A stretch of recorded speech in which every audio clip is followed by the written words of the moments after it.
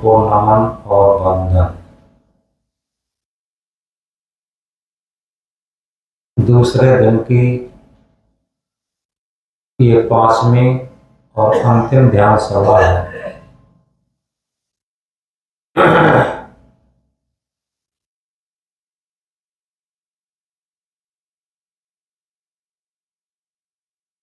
यथार्थ में ध्यान के लिए हमारी लगन और अभ्यास, दो चीजें बहुत महत्वपूर्ण हैं। करत करत अभ्यास के जड़मत होत सुजान, रसरी यावत जात सह शिल्पे परत निशान। अभ्यास करते करते जड़ बुद्धि के लोग भी कुशाग्र बुद्धि के हो जाते, जैसे कुएं की मन पर रखा हुआ पत्थर और उस पर बार बार कोमल रस्सी के आने जाने से गहरे निशान पड़ जाते। यह अभ्यास की बात है। जितना अच्छा अभ्यास होगा,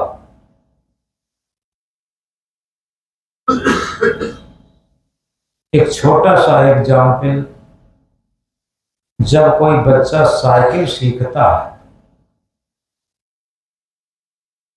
तो कभी साइकिल बच्चे के ऊपर गिरती है, कभी बच्चा साइकिल के ऊपर गिरता है, कभी कोहनी फूटती है, कभी परिया फूटती है। बच्चे का अभ्यास जब चलता रहता तो कहाँ वो हैंडल साध नहीं पाता था, अब धीरे धीरे अभ्यास करके हैंडल छोड़ करके भी साइकिल चला लेता।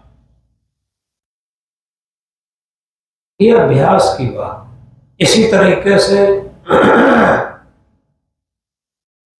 ये कोई कल्पना की बात नहीं है। जितना अच्छा जिसका अभ्यास होगा उतना ही उसका मन मजबूत होगा। सद्गुरु श्री विशाल कहते हैं, मन सौराना नहीं बनावे, सहनशील बन आप रहावे। मन को सौराना कहते हैं, लड़बौरा। जैसे कोई अपने बच्चे को बहुत लड़बौरा बना देता, जो मांगता वही देता, जो मांगता क्षण क्षण इतना लड़बौरा हो जाता, उसकी मन की पूर्ति नहीं डाल पाती। ऐसे ही अपने मन को लोग लड़बौरा बना लेते, सौराना बना लेते। जो मन में आता वही करता। तमाम तंबाकू, बीड़ी, सिगरेट, पान, पता नहीं क्या क्या शराब मुंह से चले जाते मन के अनुसार। और इसके साथ साथ मन इतना लड़बौरा हो जाता अनुकूलता में पड़कर। अगर सही पूछा जाए, अनुकूलता भी मीठा जहर है। प्रतिकूलता अगर कड़वा जहर है तो अनुकूलता मीठा जहर है। दोनों जहर है। अनुकूलता राग बनाती है तो प्रतिकूलता द्वेष बनाती है। इसीलिए ये एक जीवन जीने की शैली है जो हमें ध्यान सिखाता। जब हमारा राग नहीं होगा, जितना हम अनुकूलता में राग करते हैं उतना ही प्रतिकूलता में द्वेष करेंगे। और जो राग द्वेष है वही हमें, हमारे मन को बंधन में डालता, टेंशन में डालता। जितना राग द्वेष का प्रपंच है वही अशांत करता, ध्यान से भटकाता। तो इसलिए अनवरत अभ्यास करें। अगर सही बात पूछी जाए, भोजन से भी भजन का ज्यादा महत्व हो, भोजन से भी ध्यान का महत्व ज्यादा हो, भोजन से ही भी मन निर्मल करने का महत्व। अगर किसी कारण से हमारा मन गंदा हो जाए तो एक बार हम भोजन छोड़ दें और प्रायश्चित करें और ये कहें कि अब संकल्प लेते हैं अपने मन को गंदा नहीं होने देंगे, अपने विचारों को गंदा नहीं होने देंगे। ये आपकी सकारात्मक दृष्टि होगी और ये ध्यान की विधि है। यथार्थ में तो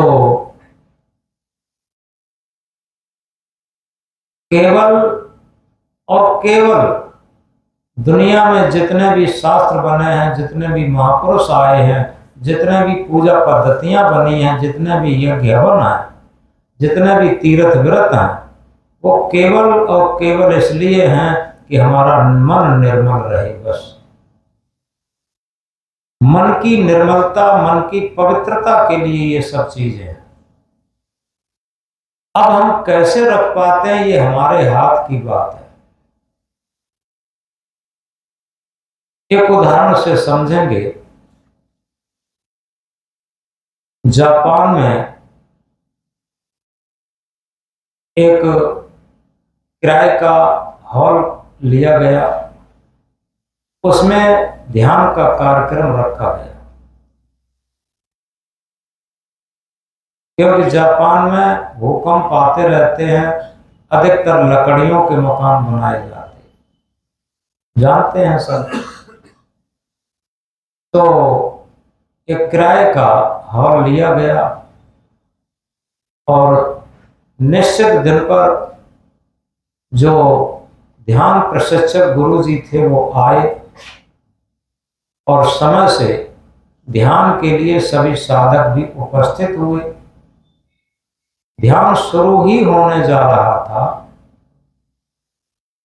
तब तक क्या होता है, हल्के झटके महसूस होने लगे भूकंप के। एकदम निकल निकल के सब भागे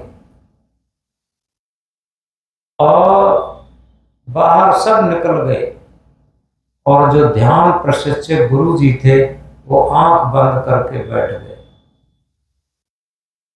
थोड़ी देर बाद जब झटके शांत हुए, धीरे धीरे करके लोग उसमें प्रवेश किए, तो ध्यान प्रशिक्षक उस टाइम आंखें बंद किए बैठे थे। धीरे धीरे सब लोग उपस्थित हो गए। जब उपस्थित हो गए, थोड़ी आवाज हुई, ध्यान प्रशिक्षक ने आंखें खोली। एक साधक ने पूछ लिया, गुरुजी अभी भूकंप के झटके आए थे, हम लोग सब भाग गए, आपको भय नहीं लगा, आपको डर नहीं लगा, आप क्यों नहीं भागे? अब उन गुरुजी ने क्या कहा? गुरुजी ने कहा, नहीं, आप लोग भी भागे और हम भी भागे, दोनों भागे। अंतर इतना था कि आप लोग बाहर की तरफ भागे और बाहर का शरीर से लेकर संसार बचाने के लिए भागे, असत को बचाने के लिए भागे, और हम अंदर की तरफ भागे। बस अंतर इतना था कि हम अंदर की तरफ भागे। हम सोच रहे थे कहीं हम सत्य से विमुख न हो जाएं, कहीं हम सत्य से हट न जाएं, कहीं हमारा ध्यान हट न जाए, हम स्वरूप स्थिति, आत्म स्थिति से अलग न हो जाएं। भागे हम भी, हम अंदर की तरफ भागे, आप अंदर, आप बाहर की तरफ भागे। भय आपको भी लगा, भय हमको भी लगा, लेकिन अंतर इतना था, हमें ये भय था कि सत्य न छूट जाए, तुम्हें ये भय था असत्य न छूट जाए। बस इतना अंतर था। तो इतने से सूत्र से सबकी बात समझ में आ गई। और वही सूत्र यहाँ भी है कि जब हमें कोई कष्ट आए, दुख आए, प्रतिकूलता आए, टेंशन आए तो हम अंदर की तरफ भागना शुरू करें। ये सूत्र है, ये सुख का साधन है, ये सकारात्मक दृष्टि का साधन है। याद रखें, जो लोग उस दुख में मिलकर के, उस टेंशन में मिलकर के उसका एक बहुत बड़ा अंबार इकट्ठा कर लेते हैं, वो दुख की खाई में गिर जाते हैं। जिस तरीके से कहीं अग्नि जल रही हो और उसी में है प्रज्वलित करने वाले पदार्थों को और डालना शुरू कर दें तो क्या होगा? ये बहुत बड़ी होली बन जाएगी आगे की, और धीरे धीरे सारी चीजें वहां से हटा दी जाए, अग्नि बंद खत्म हो जाएगी। इसी तरीके से जहां से हमें टेंशन है वहां से थोड़ा हम हटना शुरू कर दें, हम अपने मन को हटाना शुरू कर दें, क्योंकि टेंशन जितना भी है हमारे मन के माने हुए राग से होता। जितना गहरा राग होगा उतना ही गहरा टेंशन होगा। याद रखें, ये सूत्र है, ये आध्यात्म विज्ञान का सूत्र है। गहरा राग, गहरी आसक्ति, गहरा ममता, गहरा मोह, गहरा अहंकार, जितना ये विकार गहरे होंगे उतना ही बड़ा टेंशन होगा। और जिन्हें हल्के फुल्के आते हैं उन्हें हल्का फुल्का टेंशन रहता है, और जिन्हें हल्के फुल्के भी नहीं रहते उन्हें हल्का फुल्का टेंशन भी नहीं रहता। ये सूत्र की बात है। बिस्तर पर जाते ही नींद आ जाए, ये टेंशन रहित मन की पहचान है। और ध्यान पर बैठते ही मन स्वश हो जाए, एकाग्र हो जाए, ये अच्छे साधक की पहचान है। याद रख, जब हम नींद पर बिस्तर पर जाएं तो 3-4 मिनट 5 मिनट से ज्यादा न लगे, एकदम नींद आ जाए, ये अच्छे मन की पहचान है। हमारा मन अच्छा है, याद रखें। और जब ध्यान पर बैठें, चारों तरफ से समेट करके मन अपनी श्वास पर टिक जाए, एकाग्र हो जाए, ये अच्छे साधक की पहचान है। बस इसमें न कोई अहंकार करने की जरूरत है, न कोई बहुत बड़े योग्य बनने की जरूरत है। ये सब सहजता है। जितना जिसका सरल जीवन होगा, सहज जीवन होगा, मिलावट बनावट दिखावट से अलग जीवन होगा, उसकी नींद भी सरल होगी, और जिसकी नींद सरल होगी उसका ध्यान भी सरल होगा। ये स्वाभाविक सूत्र है।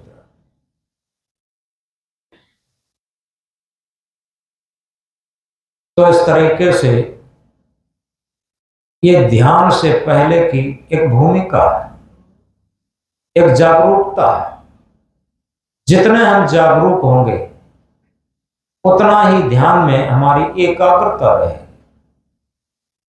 सच पूछा जाए, सबको लगता है कि हम जागे हुए हैं, लेकिन जागे नहीं रहते, विचारों में सोए रहते। विचार शून्यता, मन की एकाग्रता, मन की पवित्रता, ये जागने की पहचान है। जितने परसेंटेज में हमारा मन निर्मल होगा, पवित्र होगा, एकाग्र रहेगा, उतना ही हम जागे हैं। और जितना मन ज्यादा दुखी होगा, चंचल होगा और हर तरीके से उसमें झंझावात होगा, ऊहापोह होगा, उठापटक होगी, टूटन होगी, दुखन होगी, जिसका मन क्षण क्षण टूटता रहता है, दुखन होता रहता, वो समझो विकार ग्रसित, अहंकार ग्रसित, चंचलता ग्रसित मन है। हमारे जीवन में धन दौलत, मकान, महल, कोठी बंगला का इतना महत्व नहीं है। महत्व है हमारा मन कैसा है। जीवन का जो सबसे जीत का सब्जेक्ट है वो यही है कि जितना जितना जिसका जितना निर्मल मन है, अच्छा मन है, वही सबसे बड़ा धनी है, वही सबसे बड़ा संपन्न है, वही सबसे बड़ा सुखी है। तो इसलिए ध्यान से हमारा मन निर्मल होता, एकाग्र होता, पवित्र होता और सुमन, फूल की तरीके से सुमन। तभी तो एक प्रक्रिया चलती है, संत गुरु को फूल चढ़ाया जाता, सुमन। यथार्थ में वो प्रतीक हो गया फूल चढ़ाना। हमारा मन फूल की तरीके से खिला हुआ सुमन हो जाए और उस मन को हम अर्पित करें, ये आध्यात्म विज्ञान है, ये भजन है, ये ध्यान है। और जब सुमन गुरु के चरणों में हम समर्पित करते हैं तो गुरुदेव हमारे सुमन को अमन में परिवर्तित कर देते। अमाने नहीं, मन माने मन।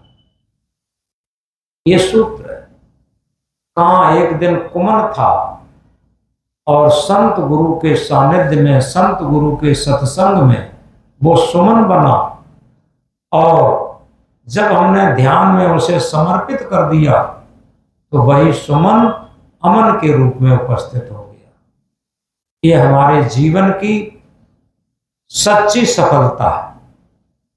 जितना हमारा मन सुमन रहेगा और साधना के समय अमन रहेगा, वही हमारी सबसे बड़ी सफलता है। सफलता ये नहीं है कि कितने लोग हमें मान सम्मान देते हैं, कितने लोग हमारे चरण स्पर्श करते हैं, कितने लोग हमें गुरु कहते, आचार्य महामंडलेश्वर कहते, कितने लोग हमें फूल माला पहनाते, कितने लोग हमारी जय जयकार करते। ये कोई सफलता नहीं, ये तो कचड़ा अहंकार बढ़ाने का, अहंकार बढ़ाने का मात्र कचड़ा है और कुछ नहीं। तो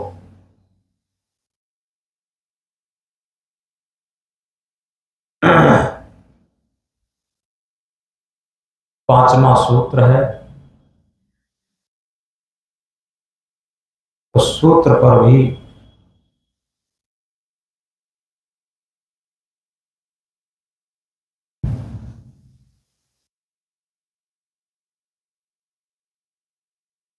अब हम पांचवें सूत्र में जागरूकता की निरंतरता में, निरंतरता के द्वारा समता के साम्राज्य में विहार करेंगे। समता के साम्राज्य का उद्भव पूर्ण जागरूकता की निरंतर अमृत वेला में होता है। अभी तक हमने वाणी से ही मौन को मौन समझा। यहाँ पर शरीर, वाणी और मन से पूर्ण मौन अवस्था ही जागरूकता के लिए भूमिका होगी। चेतन की चैतन्यता ही स्वाभाविक समता का स्वरूप होती है, जो थोपी नहीं जाती। जिस प्रकार जीवन में श्वास की निरंतरता स्थूल सत्य है, उसी प्रकार चेतना की चैतन्यता अति सूक्ष्म शाश्वत सत्य है।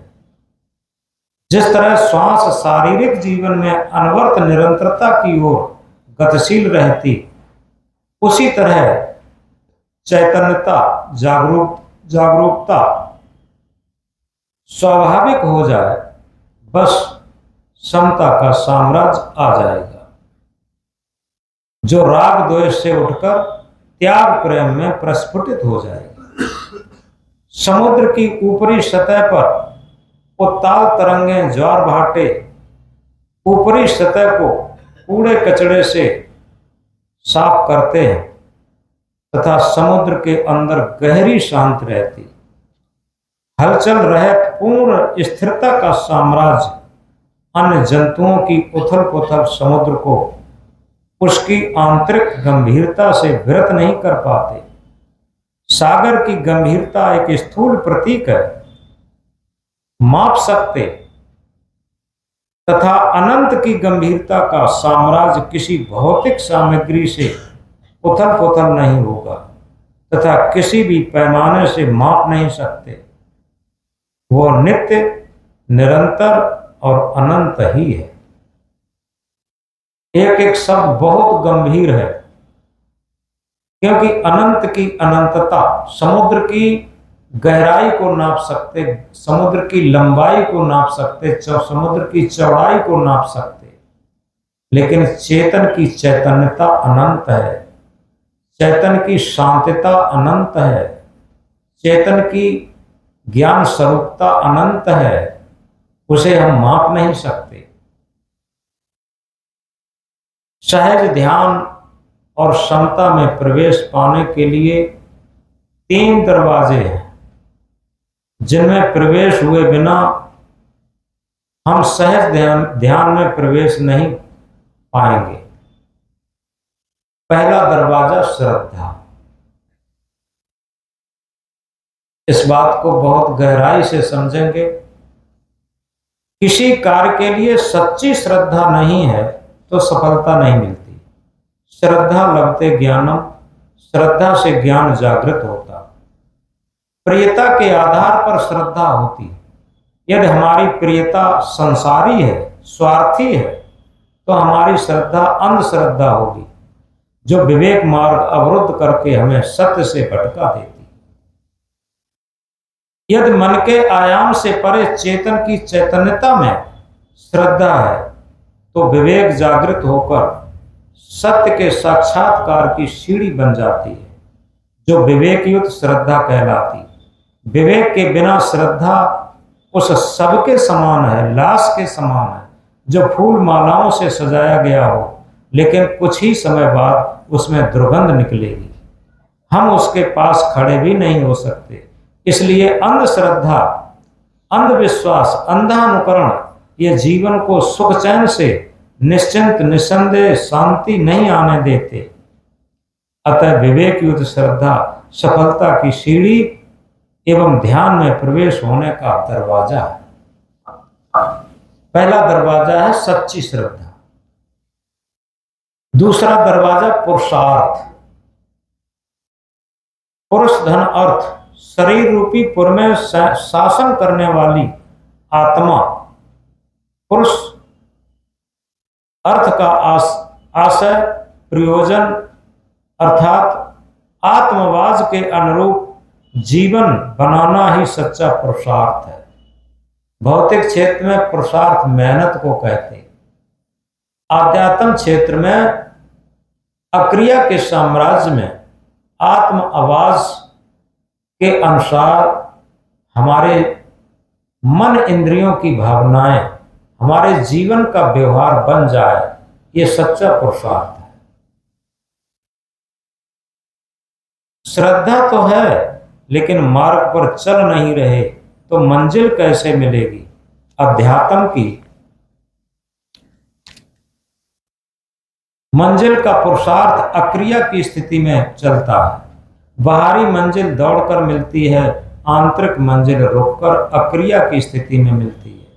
श्वास को देखते देखते, इससे भी सूक्ष्म होते होते हम श्वास का भी ध्यान भूल जाएंगे। ये सच्चा पुरुषार्थ धर्म क्षेत्र का है, जिसे आंतरिक समता का पूर्ण स्वराज्य कहा जाएगा, जिसे आत्मराज्य एवं स्वरूप स्थित भी कह सकते हैं। ये सच्चा पुरुषार्थ होगा। बिना पुरुषार्थ के समता का द्वार नहीं खुलेगा। तीसरा दरवाजा है पूर्ण जागरूकता। यह तीसरा दरवाजा है जिसमें प्रवेश होते ही श्वास सम हो जाएगी, जिसे अति सूक्ष्मता से अभ्यास में उतारने से श्वास का आभास स्वयं भी नहीं रहता। पूर्ण जागरूकता में भूत की स्मृतियां, भविष्य की कल्पनाएं तो छूट ही जाएंगी, वर्तमान की स्थिति का भी भान नहीं रहता। जहां पूर्ण जागरूकता में कामनाओं का तो अंत है ही, श्वास का भी भान नहीं रहता, सारे संकल्प विकल्पों का तो अंत है ही, तथा ध्यान का भी ध्यान नहीं रहता। ध्यान का ध्यान न रहना ही सहज समाधि की तरफ प्रवाहित होना है। समता भरी श्वास पूर्ण विश्राम का नाम है। शरीर जब सो जाता तो शारीरिक आराम मिल जाता।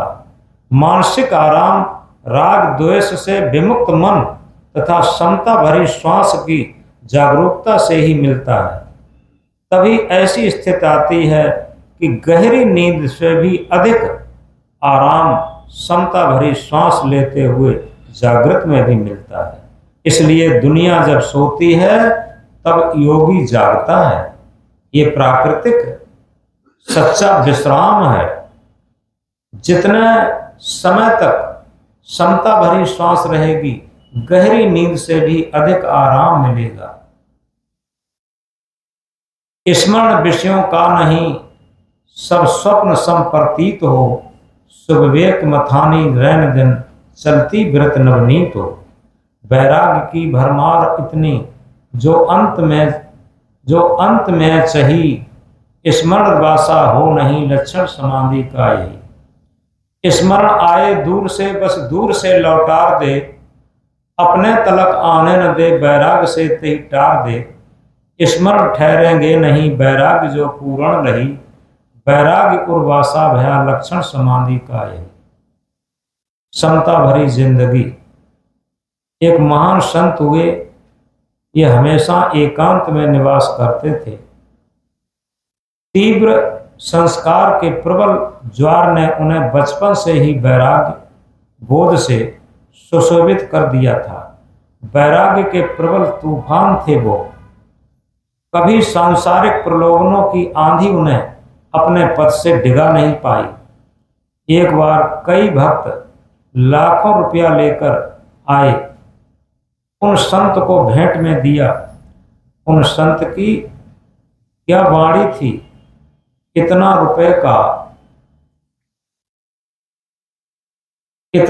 का यहाँ क्या होगा, इसका कौन भार लेगा। इस पैसे को किसी दूसरे आश्रम पर दे आइए जहाँ संतों की सेवा में खर्च हो जाएगा। यहाँ तो ये भार रूप ही है। राजस्थान से एक भक्त आए, गुरु जी के दर्शन किए। बाद में समाचार बताए और बताया कि भक्त ने, गुरुजी अमुक व्यक्ति आपकी बहुत बुराई करता था। गुरुजी ने कहा, अरे भाई कोई कारण हुई, बस आगे कोई बात नहीं, कोई शक नहीं। नेपाल से एक भक्त आए, भोजन के बाद जब गुरुजी से मिलने गए तो खुशी में बताए, गुरुजी अमुक व्यक्ति आपकी बहुत तारीफ करता था। गुरुजी का वही उत्तर, अरे भाई कोई कारण हुई, बस कोई प्रसन्नता नहीं। यह है समता भरे जीवन। तभी तो कहा है, संत की चाल संत पहचाने, क्या जाने नर मूढ़ अभागा। और हंस की चाल हंस पहचाने, क्या जाने वन का कागा। क्षण मात्र मन एकाग्र से नहीं काम पूरा जानिए। क्षण मात्र मन एकाग्र हो जाए तो हम समझे ध्यान हो गया, ऐसा कुछ नहीं। क्षण मात्र मन एकाग्र से नहीं काम पूरा जानिए। दिन रैन एक चित हो नहीं, आस दूजी जानिए। निश्याम जागृत स्वप्न में क्षण मात्र सुख आशा नहीं। रहते निरस मन कर सुबस, लक्षण समाधि के यही। मन वेग सुख अध्यास, यही अधिक रुच पर मानिए। मन पार दुख अध्यास, एक रस दृष्ट जहां पर आन जानिए। सुख सर्प से डरते रहे, इस बात को समझो। सुख को सर्प बताया, सुख सर्प से डरते रहे। नए प्रीत वे करते सही, दुख अध्यास में चोला रंगे। दुख अध्यास में चोला रंगे, लक्षण समाधि का ये। निज मौत को वे सामने ही राखते निश्याम हैं। निज मौत को वे सामने ही राखते निश्याम हैं। मन भोग की लख रोग सम, हर हाल पूर्ण काम है। आगे व पीछे भाव तज, वर्तमान में थिरता नहीं। मन मोद सोकर हर्षगत लक्षण समाधि का है।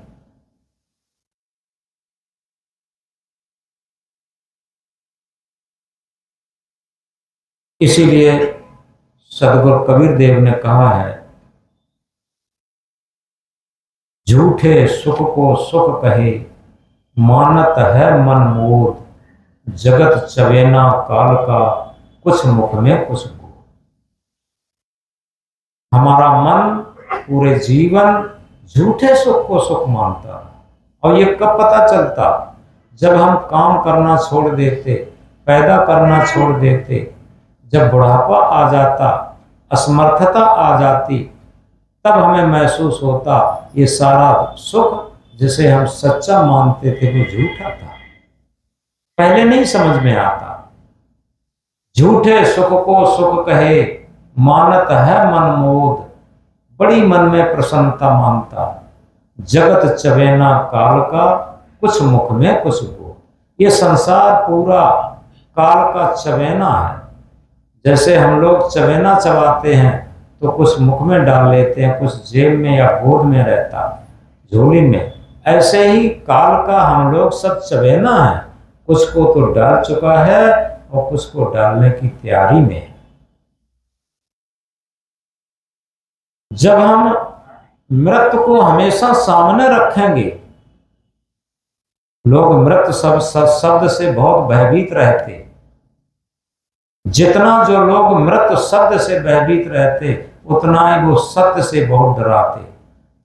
सत्य मृत्यु एक ही सिक्के के दो पहलू हैं ध्यान के। ध्यान एक वो सिक्का है, एक तरफ मृत्यु है और उसके ध्यान के एक तरफ सत्य है, एक तरफ मृत्यु है। जो मृत्यु को समझ लेता वही सत्य को समझ लेता, जो सत्य को समझ लेता वही मृत्यु को समझ लेता, क्योंकि मृत्यु कुछ है ही नहीं। इस शरीर की मृत्यु है, हमारी मृत्यु नहीं, क्योंकि हम शुद्ध चेतन है, ज्ञान स्वरूप है, अजर अमर अखंड अविनाशी है। ऐसा अभ्यास अंदर होता है तो ये तो कलेवर आज नहीं तो कल उतरना ही है। किस दिन उतर जाए इसकी तो तैयारी ही करनी है, उसी तरफ यात्रा है।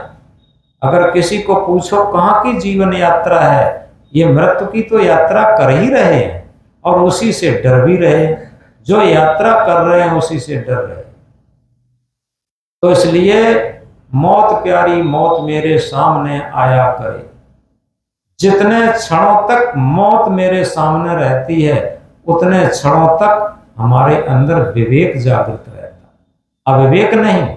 अविवेक तभी तक जागृत रहता है जब तक मन में संसार का राग समाया रहता, आसक्ति समाई रहती, ममता समाई रहती, मोह समाया रहता। ये सब अज्ञानता है और मृत्यु की याद ये सच्चा ज्ञान है। अपने इष्ट और मौत को हमेशा सन्मुख देखे। ये कहा है, गुर सन्मुख अग्नासत जैसे, रब देखत तम भागत जैसे। गुरु के देखते ही हमारे सारे पापों का ऐसे नाश होता जैसे सूर्य के देखते ही रात्रि लापता हो जाती, अंधकार लापता हो जाता। ऐसे ही आत्मा रूपी गुरु के साक्षात्कार में हमारे सारे पापों का नाश हो जाता। तो आइए अब हम 5वें सूत्र में प्रवेश करेंगे।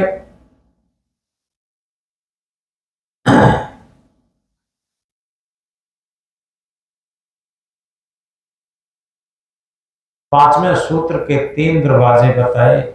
पहला श्रद्धा, दूसरा पुरुषार्थ, तीसरा को पूर्ण जागरूकता। यथार्थ में अगर हमें सच्ची ध्यान के प्रति श्रद्धा है तो दुनिया की हर बात भूल जाएंगे लेकिन ध्यान नहीं भूलेंगे। जिसके प्रति सच्ची श्रद्धा होती उसे हम भूलते नहीं। यही बात पैमाना है हमारी लगन को नापने का, कि जिसे हम भूल जाएं उसके प्रति सच्ची लगन नहीं है। विकारों को कहां भूलते, किसी ने गाली दे दी उसे हम कहां भूलते, और किसी जिस बात से हमें टेंशन हो उस बात को हम कहां भूलते। तो आए अब सहज आसन में बैठ करके हम अभ्यास में उतरेंगे।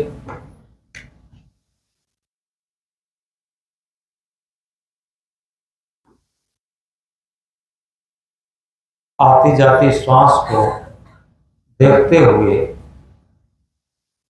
अब मन के दृष्टा भी बनेंगे। अगर सही अभ्यास